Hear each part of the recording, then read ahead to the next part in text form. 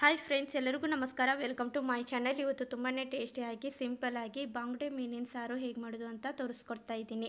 ತುಂಬಾ ಚೆನ್ನಾಗಿರುತ್ತೆ, ಊಟಕ್ಕಂತೂ ಸೂಪರ್ ಆಗಿರುತ್ತೆ. ಹೊಸ ರುಚಿಯಲ್ಲಿ, ಹೊಸ ಟೇಸ್ಟಿಯಲ್ಲಿ ಒಂದು ಸಲ ಏನಾದರೂ ಬಂಗುಡೆ ಇದ್ದರೆ ಈ ಥರ ಬಂಗುಡೆ ಮೀನಿನ ಸಾರನ್ನ ಟ್ರೈ ಮಾಡಿ, ತುಂಬ ರುಚಿಯಾಗಿರುತ್ತೆ. ಇವಾಗ ಮಾಡಲು ಬೇಕಾಗುವಂಥ ಸಾಮಗ್ರಿಗಳನ್ನ ನೋಡ್ಕೊಂಬರೋಣ ಬನ್ನಿ ಫ್ರೆಂಡ್ಸ್. 3 ಬಾಂಗ್ಡಾನ ಸಣ್ಣ ಸೈಜಲ್ಲಿ ಕಟ್ ಮಾಡಿ ಇಟ್ಕೊಂಡಿದ್ದೀನಿ. ಅರಿಶಿನ ಪುಡಿ, ಉಪ್ಪು ಒಂದು ಅರ್ಧ ಟೇಬಲ್ ಸ್ಪೂನಷ್ಟು ಹಾಕಿ ಇಟ್ಕೊಂಡಿದ್ದೀನಿ. ಸ್ಮೆಲ್ ಬರೋಂಗಿಲ್ಲ. ಹಾಗೆ ಟೇಸ್ಟ್ಗೋಸ್ಕರ ಉಪ್ಪು ಮತ್ತು ಅರಿಶಿನ ಪುಡಿ ಹಾಕ್ಕೊಂಡಿದ್ದೀನಿ. ನಂತರ ಈ ಥರ ಚೆನ್ನಾಗಿ ಮಿಕ್ಸ್ ಆದಮೇಲೆ ಕೊತ್ತಂಬರಿ ಸೊಪ್ಪು, ಈರುಳ್ಳಿ ಹಾಗೆ ಹಸಿಮೆಣಸಿನ್ಕಾಯಿನ ಈ ಥರ ಕಟ್ ಮಾಡಿ ಇಟ್ಕೊಂಡಿದ್ದೀನಿ. ಹಾಗೆ ಇದು ಒಂದು ಈರುಳ್ಳಿ ಸಪ್ರೇಟಾಗಿ ದೊಡ್ಡ ಸೈಜಲ್ಲಿ ಕಟ್ ಮಾಡಿ ಇಟ್ಕೊಂಡಿದ್ದೀನಿ. ಹಸಿ ತೆಂಗಿನಕಾಯಿ, ಒಂದು ತೆಂಗಿನಕಾಯಿದಲ್ಲಿ ಅರ್ಧ ಭಾಗ ತೊಗೊಂಡಿದ್ದೀನಿ. ನಂತರ ಬ್ಯಾಡಗಿ ಮೆಣಸಿನ್ಕಾಯಿ, ಕೊತ್ತಂಬರಿ ಕಾಳು ಅಂದರೆ ಧನಿಯಾ ಕಾಳನ್ನ ತೊಗೊಂಡಿದ್ದೀನಿ ಸಪ್ರೇಟಾಗಿ ಪ್ಲೇಟ್ ಒಳಗೆ. ಇವಾಗ ಮಿಕ್ಸರ್ ಜಾರ್ದೊಳಗೆ ಧನಿಯಾ ಕಾಳು ಹಾಗೆ ಬ್ಯಾಡಗಿ ಮೆಣಸಿನ್ಕಾಯಿ ಒಂದು 7-8 ಹಾಕ್ಕೊಂಡು, ನಂತರ ಇಲ್ಲಿ ಸ್ವಲ್ಪ 1 ಟೇಬಲ್ ಸ್ಪೂನಷ್ಟು ಅರಿಶಿನ ಪುಡಿ ಹಾಕಾದ್ಮೇಲೆ ಈ ಥರ ಪೌಡ್ರ್ ಗತೆ ಮಾಡ್ಕೊಂಡಿದ್ದೀನಿ. ಪೌಡ್ರ್ ಆದಮೇಲೆ ಇದಕ್ಕೆ ಇವಾಗ ಹಸಿ ತೆಂಗಿನಕಾಯಿನ ಹಾಕ್ತಾಯಿದ್ದೀನಿ. ಫಿಶ್ ಕರಿ ಅಥವಾ ಸಾರನ್ನ ಮಾಡಬೇಕಾದ್ರೆ ಹಸಿ ತೆಂಗಿನಕಾಯಿನ ಯೂಸ್ ಮಾಡಿ, ಅಂದರೆ ಚೆನ್ನಾಗಿ ಬರುತ್ತೆ. ಇವಾಗ ಒಂದು ಬಟ್ಲಲ್ಲಿ ನಾನು ಹುಳಿಗೋಸ್ಕರ ಹುಣಸೆ ಹಣ್ಣು ತೊಗೊಂಡಿದ್ದೀನಿ. ಒಂದು ಬಟ್ಲ ಇದ್ದರೆ ಹುಳಿಯಾಗಿ ಚೆನ್ನಾಗಿರುತ್ತೆ. ಹುಳಿ ಕಡಿಮೆ ತಿನ್ನೋರಿದ್ದರೆ ಸ್ವಲ್ಪ ಕಡಿಮೆ ತೊಗೊಳ್ಳಿ.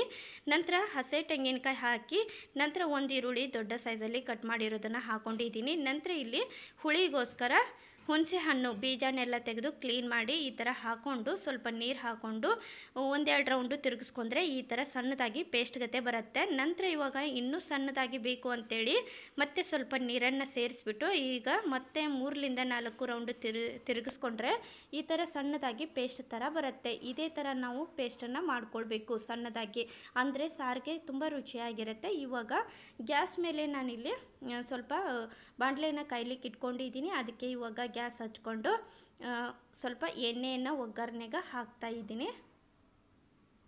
ತುಂಬಾ ರುಚಿಯಾಗಿರುತ್ತೆ. ಊಟಕ್ಕಂತೂ ರೊಟ್ಟಿ, ಚಪಾತಿ, ಅನ್ನ ಎಲ್ಲದರಲ್ಲಂತೂ ತುಂಬ ರುಚಿ ಇರುತ್ತೆ.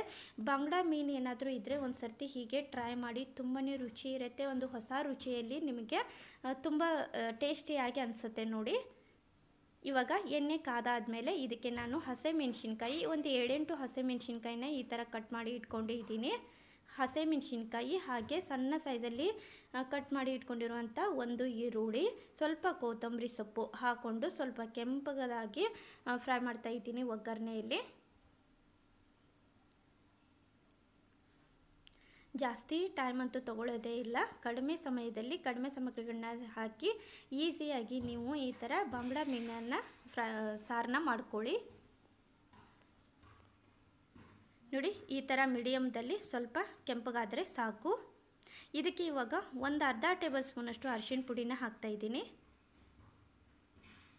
ಹಾಕ್ಕೊಂಡು ಚೆನ್ನಾಗಿ ಮಿಕ್ಸ್ ಮಾಡ್ತಾಯಿದ್ದೀನಿ. ಅದು ಕೂಡ ಇವಾಗ ಇದು ಚೆನ್ನಾಗಿ ಮಿಕ್ಸ್ ಆದಮೇಲೆ ಇಲ್ಲಿ ರುಬ್ಬಿರುವಂತಹ ಮಸಾಲನ ಹಾಕ್ತಾಯಿದ್ದೀನಿ ಒಗ್ಗರಣೆಯಲ್ಲಿ. ಇದಿಷ್ಟು ಮಸಾಲ ಹಾಕ್ಕೊಂಡು ಚೆನ್ನಾಗಿ ಮಿಕ್ಸ್ ಮಾಡಿಕೊಂಡು, ನಂತರ ಇದಕ್ಕೆ ಸ್ವಲ್ಪ ನಮಗೆ ಸಾರು ದಪ್ಪದಾಗಿ ಬೇಕು ಅಂತಂದರೆ ಸ್ವಲ್ಪ ನೀರನ್ನ ನೀವು ನೋಡಿ ಹಾಕ್ಕೊಳ್ಳಿ, ಅಥವಾ ತೆಳುವಾಗಿ ಬೇಕು ಅಂತಂದರೆ ನೀವು ಸ್ವಲ್ಪ ಜಾಸ್ತಿ ನೀರನ್ನ ಹಾಕ್ಕೊಳ್ಳಿ. ನಾನು ಇದಿಷ್ಟು ನೀರನ್ನ ಹಾಕ್ತಾಯಿದ್ದೀನಿ. ಮತ್ತು ಇವಾಗ ಸ್ವಲ್ಪ ದಪ್ಪ ಇದೆ ಅಂತೇಳಿ ಮತ್ತೆ ಸ್ವಲ್ಪ ಅದಕ್ಕೆ ಮಿಕ್ಸರ್ ಜಾರ್ದೊಳಗೆ ಸ್ವಲ್ಪ ನೀರು ಹಾಕ್ಕೊಂಡು ಹಾಕ್ತಾಯಿದ್ದೀನಿ ನೋಡಿ.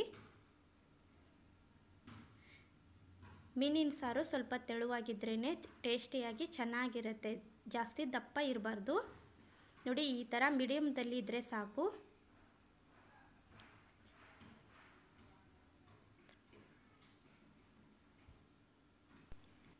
ನೋಡಿ, ಈ ಥರ ಹಾಕಾದ್ಮೇಲೆ ಸ್ವಲ್ಪ ನೀರು ಸೇರಿಸ್ಕೊಂಡಾದ್ಮೇಲೆ ಇದಕ್ಕೆ ಸ್ವಲ್ಪ 1.5 ಟೇಬಲ್ ಸ್ಪೂನಷ್ಟು ಉಪ್ಪನ್ನು ಹಾಕ್ತಾಯಿದ್ದೀನಿ.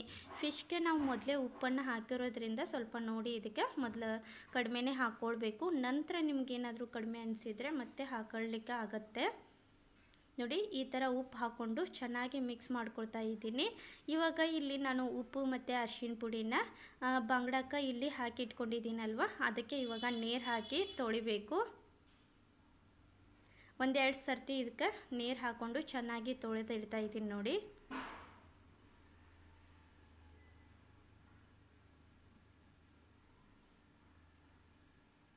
ನೋಡಿ, ಇಲ್ಲಿ ಸಾರು ಕೂಡ ಸ್ವಲ್ಪ ಸಣ್ಣದಾಗಿ ಕುದಿ ಬರ್ತಾ ಇದೆ.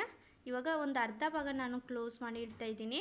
ಒಂದು ಮಸಾಲನ ಹಾಕಾದ್ಮೇಲೆ ಸ್ವಲ್ಪ ಒಂದು 10 ನಿಮಿಷ ಇದನ್ನು ಹಾಗೆ ಕುದಿಸ್ಕೊಳ್ಬೇಕು. ಯಾಕೆ ಅಂತಂದರೆ ಫಿಶ್ ಹಾಕಾದ್ಮೇಲೆ ಕುದಿಸ್ಲಿಕ್ಕೆ ಆಗೋದಿಲ್ಲ.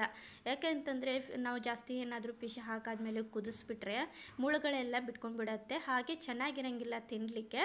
ಅದಕ್ಕೋಸ್ಕರ ಮಸಾಲಾನ ಸ್ವಲ್ಪ ಒಂದು 5ರಿಂದ 10 ನಿಮಿಷ ಕುದಿಸ್ಕೊಂಡು ನಂತರ ಫಿಶನ್ನು ಹಾಕಿಬಿಟ್ಟು ಕ್ಲೋಸ್ ಮಾಡಿ ಇಟ್ಬಿಟ್ರೆ ತುಂಬ ರುಚಿಯಾಗಿರುತ್ತೆ.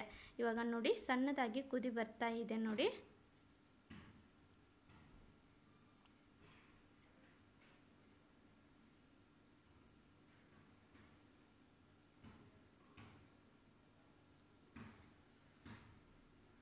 ನೋಡಿ ಒಂದು 5ರಿಂದ 10 ನಿಮಿಷ ಹೀಗೆ ಕುದಿಸ್ಕೊಂಡ್ರೆ ಚೆನ್ನಾಗಿರುತ್ತೆ.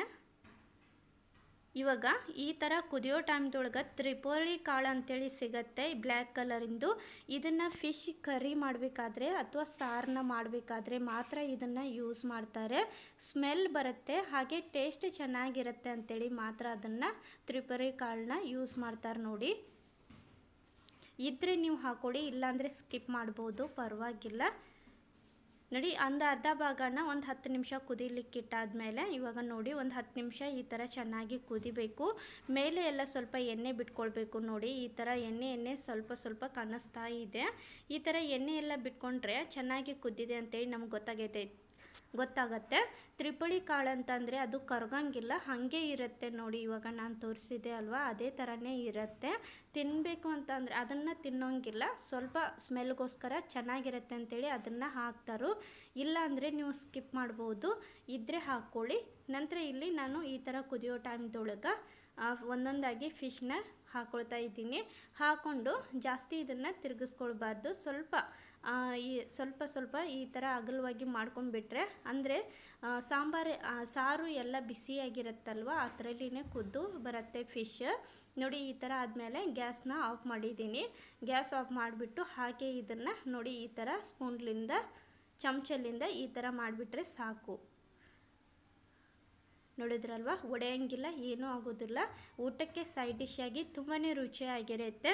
ಒಂದು ಸಲ ಏನಾದರೂ ಬಂಗಡ ಏನಾದರೂ ಇದ್ದರೆ ಈ ಥರ ಟ್ರೈ ಮಾಡಿ. ಈ ರೆಸಿಪಿ ಇಷ್ಟ ಆದಲ್ಲಿ ಲೈಕ್ ಮಾಡಿ, ಶೇರ್ ಮಾಡಿ. ಹೊಸದಾಗಿ ನೋಡೋರು ಪ್ಲೀಸ್ ಸಬ್ಸ್ಕ್ರೈಬ್ ಮಾಡ್ಕೊಳ್ಳಿ. Thank you. Bye friends.